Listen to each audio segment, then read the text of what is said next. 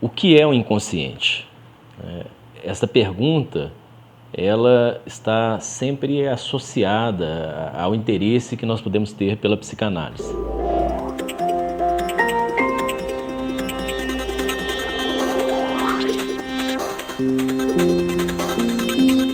O inconsciente está muito associado ao nome de Freud e à própria psicanálise como um todo. Não há como, hoje, se mencionar o inconsciente, mesmo que possamos só fazer uma rápida menção, ter uma rápida impressão do que vem a ser ele, mas não há como dissociá-lo desde que ele foi proposto por Freud, do próprio Freud, do nome, do percurso, da figura de Freud e da psicanálise como um todo. Então são coisas muito associadas.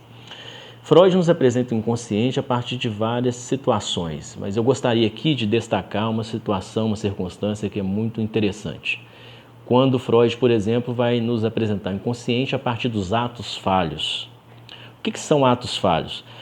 Por exemplo, é quando eu vou falar, qualquer pessoa vai falar uma palavra e no lugar de uma palavra que eu tenho a intenção de falar, eu falo outra. Aquela palavra escapa da minha boca. Quando eu vou chamar a pessoa por um nome, às vezes uma pessoa muito conhecida, íntima, muito próxima, eu troco o nome daquela pessoa.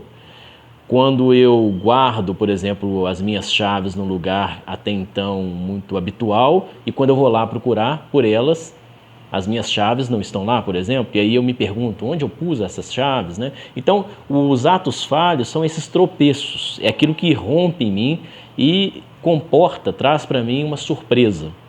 Por exemplo, com relação à fala, com relação às ações, temos diversas possibilidades de atos falhos. E Freud vai nos dizer que o ato falho tem íntima relação com o inconsciente. Ele é uma forma de apresentação do inconsciente em nós. Em que sentido? No sentido de nós começarmos a considerar que isto que me pega de surpresa, isto que muitas vezes pode me levar para o meu próprio avesso, eu tenho um discurso, por exemplo, muito bem encadeado, eu tenho um plano do que eu vou falar e de repente eu me vejo falando o contrário. Imagine, por exemplo, a seguinte situação, um rapaz que começa a se aproximar de uma moça, começa a namorar com essa moça, começa um relacionamento e num dado momento ele a chama pelo nome de uma outra pessoa, talvez até pelo nome da ex-namorada. Isso é um grande avesso, isso é um revirão, isso é um tropeço. Isso então é um ato falho. Freud vai nos dizer que isto que me pega de surpresa e que pode me demonstrar, pode me levar a um certo avesso, a ponto de eu começar a me perguntar, o que é isto que fala em mim? O que isto tem a ver comigo? Isto que está se manifestando em mim, isto é o quê? E mais ainda, que relação isto tem comigo? É por aí, exatamente, que ele começa a nos apresentar o inconsciente. Então, por esse aspecto da surpresa, por esse aspecto do tropeço. E isto tem muita relação também com o que depois ele vai nos propor como o complexo de Édipo. Nós não podemos esquecer que Édipo, o herói da tragédia e da lenda gregas, Édipo é uma palavra que vem de Oidipus. Oidipus significa, ao pé da letra, aquele que tem os pés inchados. Oidipus é, portanto, aquele que anda tropeçando. Imaginem o que é o andar de uma pessoa que tem um pé inchado. Nunca é um andar muito retilíneo, nunca é um andar muito forte, é um andar meio claudicante, ele tropeça. Então, quando Freud nos diz que nós todos somos habitados, somos atravessados pelo complexo de Édipo, ele está exatamente nos dizendo que nós todos somos habitados por isto que faz com que eu manque.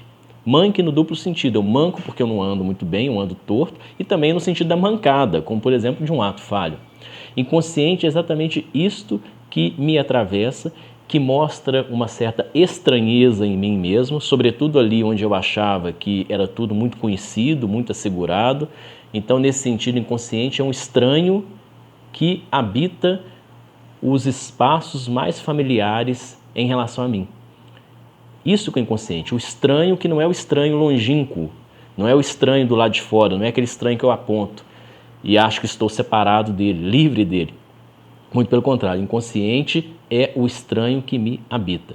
E aí nós temos uma imagem, a meu ver, muito lúcida disto na nossa poesia, na nossa língua, Por exemplo, quando nós nos lembramos de Drummond e podemos pensar na pedra no meio do caminho. né? Uma pedra que está posta no meio do caminho. Isto que é o inconsciente. Quando os pacientes vêm para análise, eles começam a falar deles e começam a se deparar com as suas pedras no meio do caminho. Pedras em relação às quais eles já tinham certo saber antes de virem para análise e pedras que vão, curiosamente, surgindo ao longo da análise. Tem uma pedra no meio do caminho. Isso é inconsciente, mas notem, não é uma pedra que está ali atrapalhando o caminho e eu posso, portanto, esperar que o bom caminho seria um caminho sem pedras. A proposta de Freud sobre o inconsciente é nos fazer verificar que as pedras fazem parte do caminho. Elas não são intrusas do caminho, elas não são aquelas pedras que simplesmente atrapalham, que não deveriam estar no caminho.